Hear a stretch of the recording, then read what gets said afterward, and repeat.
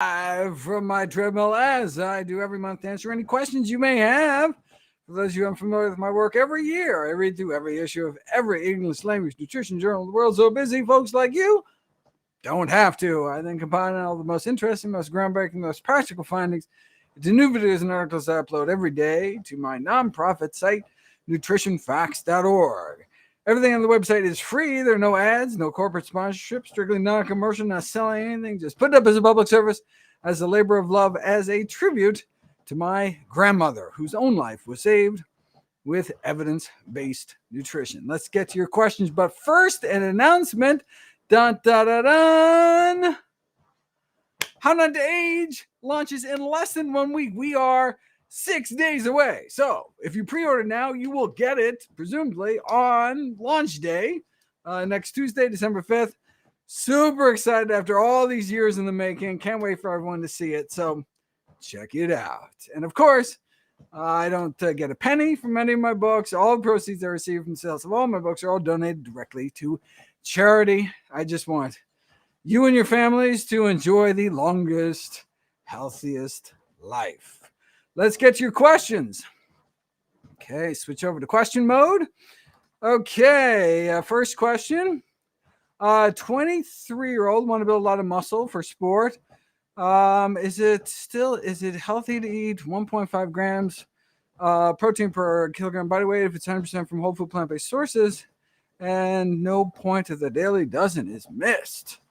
So in How Not to Age, and the anti-aging literature in general, it really focuses on protein restriction, reducing one's intake down to recommended levels, which would be about half that, 0.8 grams for a healthy kilogram body weight. And that's for a whole variety of reasons, which I talk about. And at high levels of protein, doesn't matter in terms of, for example, IGF-1 activation, this pro-aging, cancer-promoting hormone. At high enough levels of protein intake, doesn't matter whether you're doing animal or plant protein, you still get a boost in IGF-1. It's only when you're down to recommended levels where you get a boost in from animal protein sources, but not from plant protein sources. So I recommend you cutting down. Now, I know you say, well, wait a second. Do I have to, is it like, the seesaw? Do I have to at the expense of muscles? Do I need to live longer? I think people really, really overestimate the benefit that they're going to get from muscles in terms of protein supplementation. So, for example, older men and women, there's no benefit to adding extra protein for muscle mass, muscle strength, or performance. It's just not true. I mean, look at the latest meta-analysis, and no statistically significant change, period, across the board. Now, that's not true in younger men and women, middle-aged and young, as this questioner is. But last I checked, there are 26 randomized controlled trials in middle-aged and younger individuals for adding protein to boost lean mass, and 25 out of 26 failed. 95% failed to show any significant increase in lean body mass. Okay, but enough of them trended in that direction, even though they didn't hit statistical significance, that when you put them all together in a meta-analysis, you get, on average, like a 0.3 kilograms, so less than a pound, increase over 13 weeks of an extra 40 grams of protein a day added to a resistance training program. So I think that's a lot less than people think. And of course, they're looking at lean mass, right? Lean mass can be water retention, can be liver inflammation or kidney swelling. There's actually not a great correlation between changes in lean mass and the gold standard measurement of muscle mass, which is muscle mass measured on MRI. And for stats geeks out there, that's an R value of 0.49, which is really weak correlation.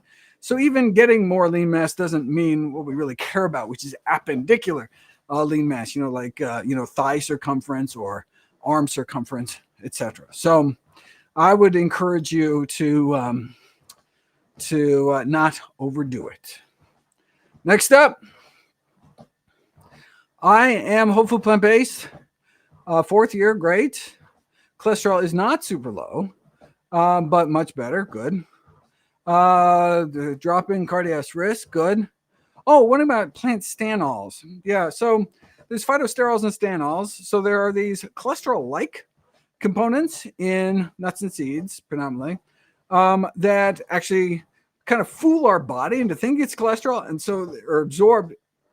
In our cholesterol transporters in our small intestine, and but actually aren't cholesterol, don't act as cholesterol, so we're just basically dumped back in the intestine to kind of recirculate, and so actually prevent the absorption of some cholesterol either going in our mouth, or in this case, cholesterol made by our liver, dumped in the intestine to get rid of it if there's not enough fiber to glom onto it, or if there's these or if there aren't enough these phytosterols and stanols to kind of block those receptor pathways, then they'll just get reabsorbed and you can retain your high cholesterol. So the portfolio diet, which was created by one of my favorite scientists at the University of Toronto, Dr. David Jenkins, the guy who came up with the glycemic index.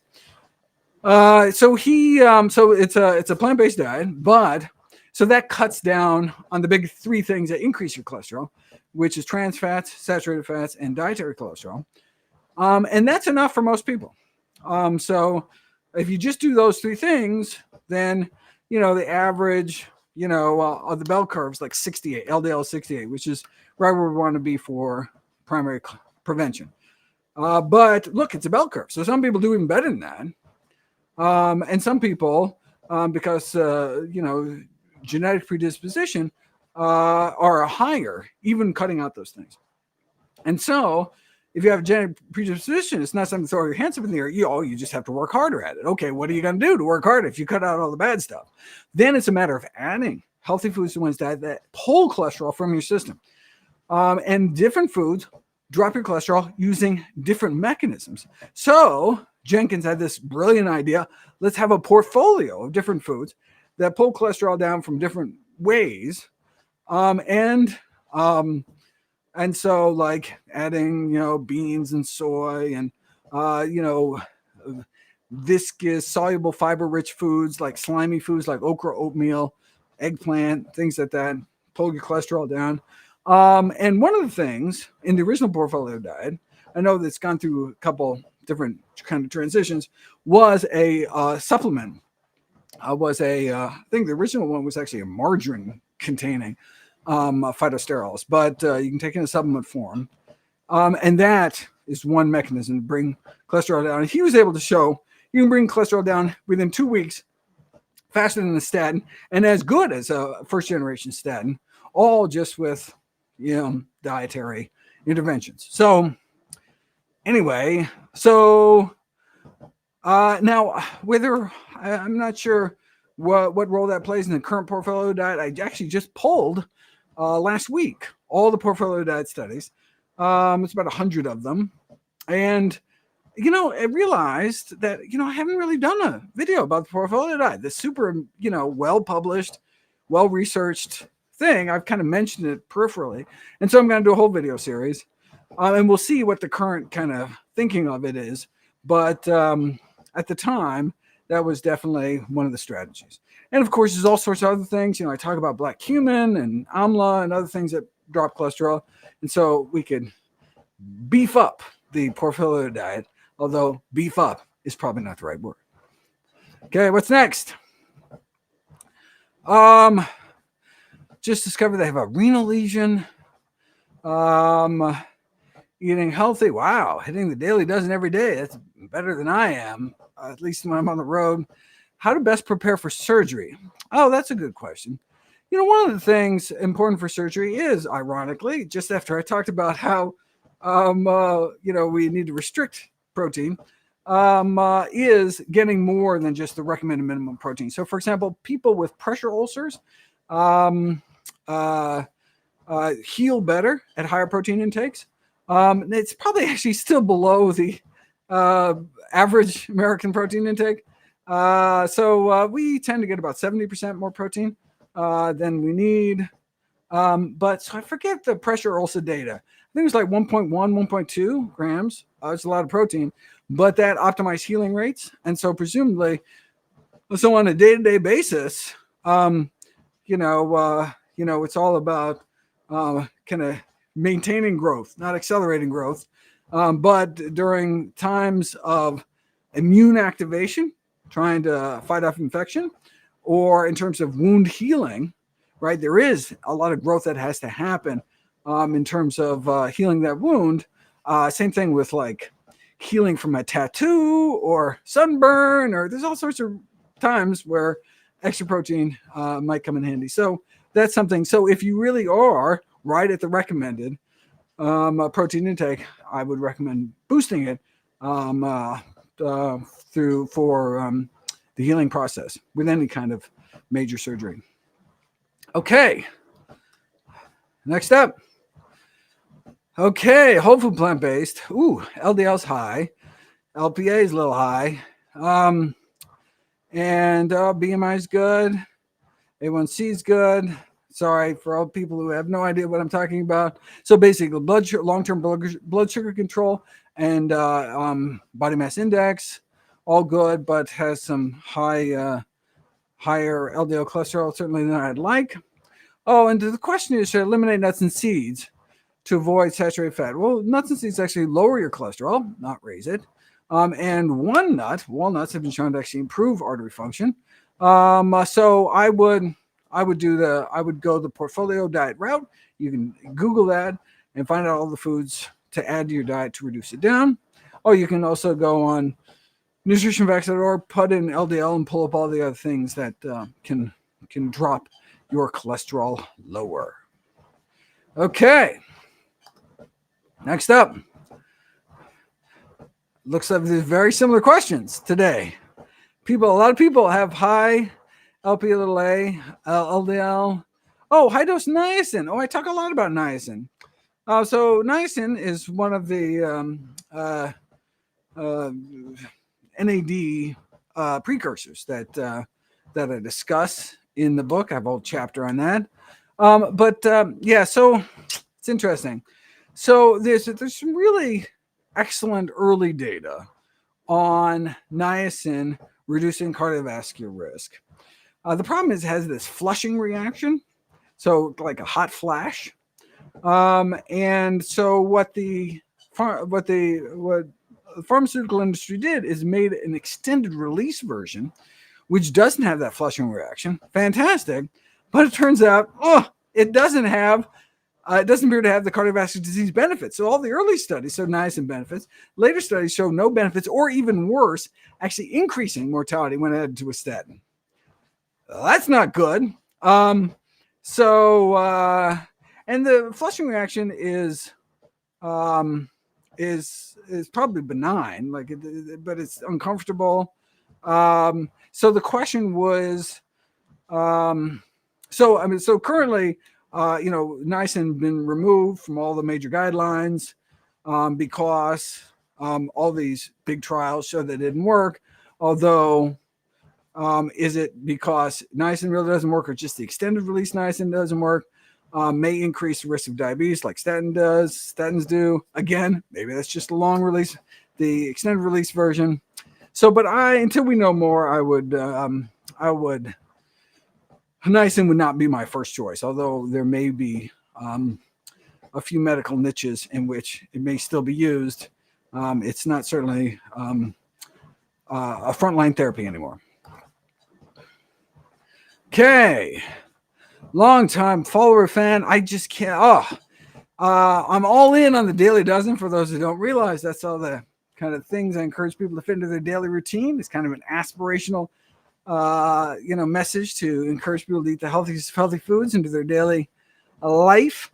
But RV Cooking Show is saying that's just too much food. No, that's fine. No, but that's the whole.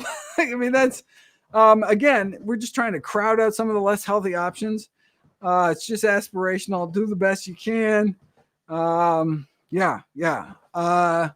Great. Yeah, no problem.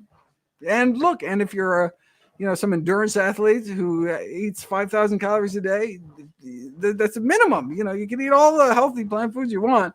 Don't worry about it. Okay. Next up, my post. Michelle says my post on eggs on Instagram caused quite a stir. Any additional information? I might clarify things with the many dissenters. Yeah. Wow. It's like, there's a checkout program with eggs, and so, every carton sold, a little bit money gets controlled by this government agency to promote eggs. They do all the same thing with dairy. That's why I like the milk mustache ads and everything comes from National Cow and Mince Beef Association does as well. And so there's just there's just millions of dollars available to kind of try to convince people eggs are good for you. But unfortunately, the largest and longest study on diet and health, the NIH AARP study, found that even half an egg a day associated with increased all-cause mortality after controlling for other factors, meaning living a significantly shorter life. The Harvard studies found that replacing any animal protein, including egg protein, poultry, fish, with plant protein, associated with significantly longer life, lower all-cause mortality. So, probably because it's primary, so it's probably whether or not what component,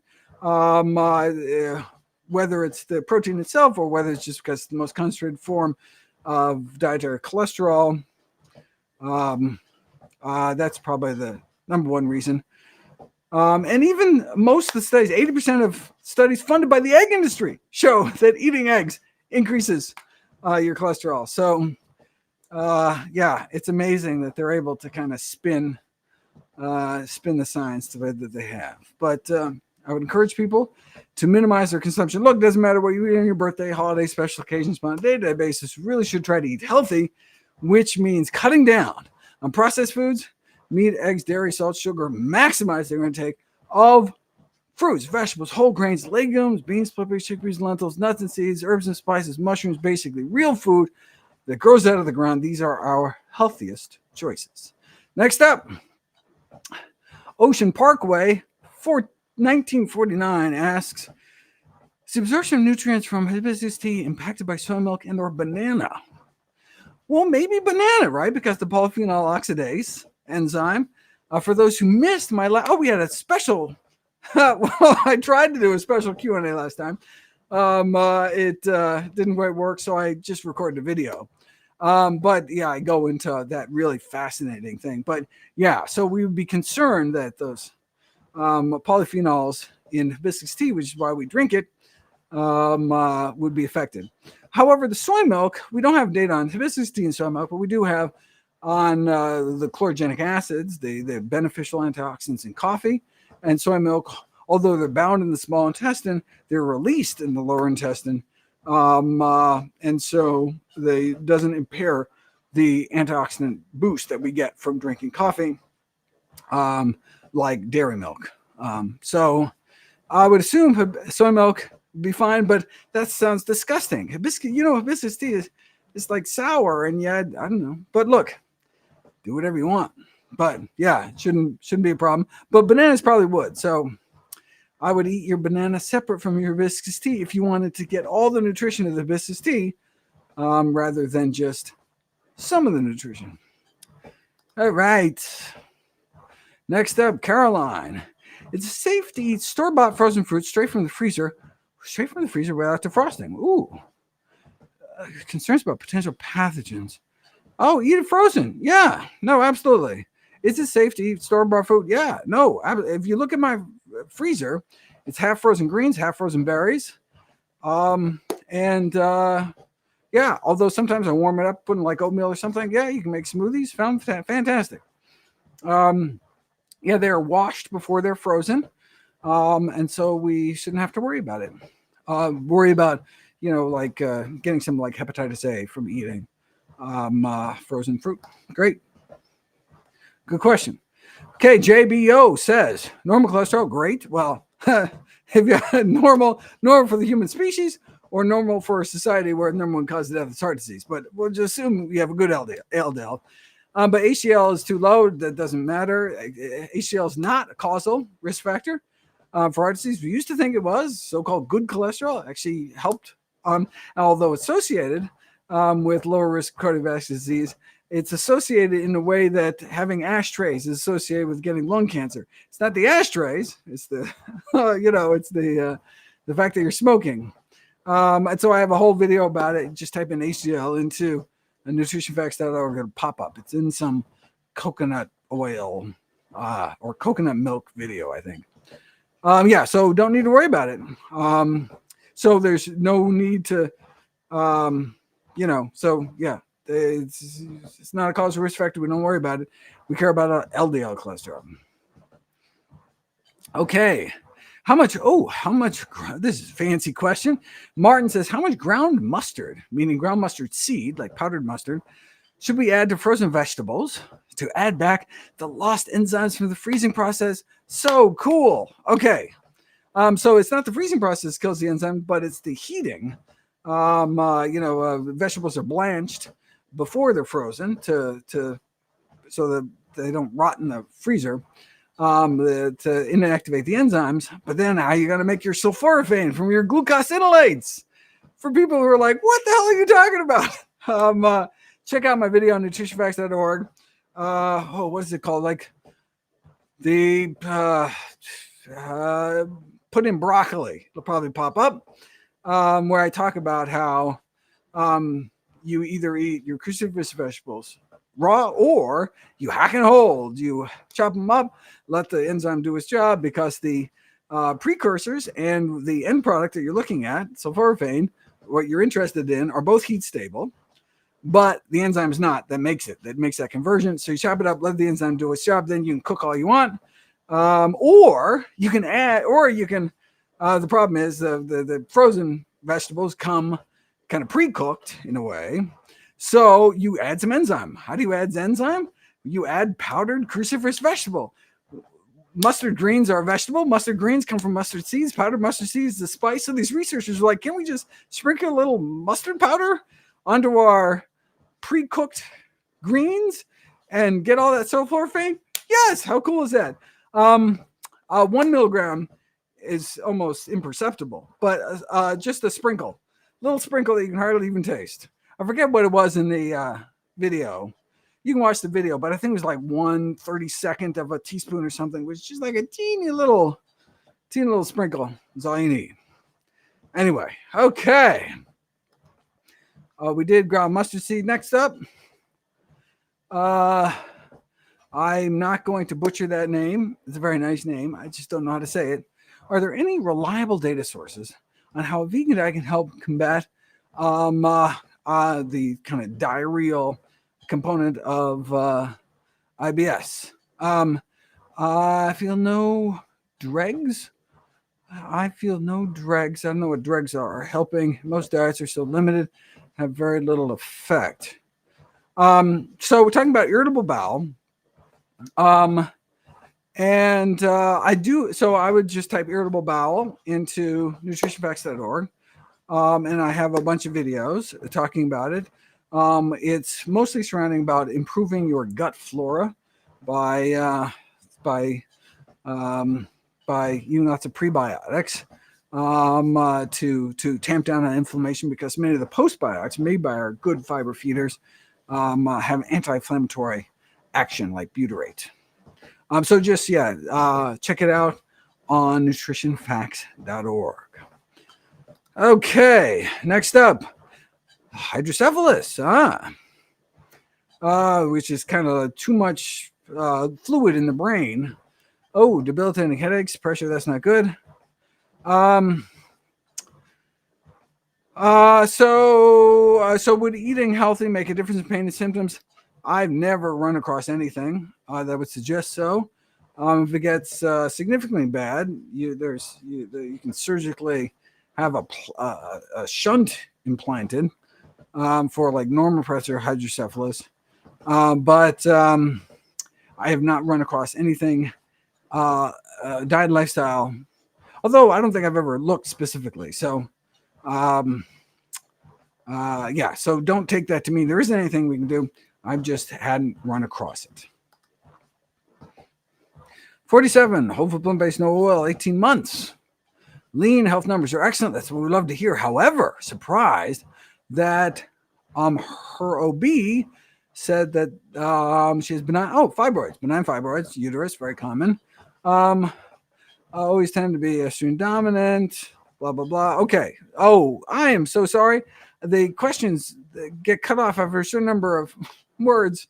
So questions have to be shorter. So we never got to the question here.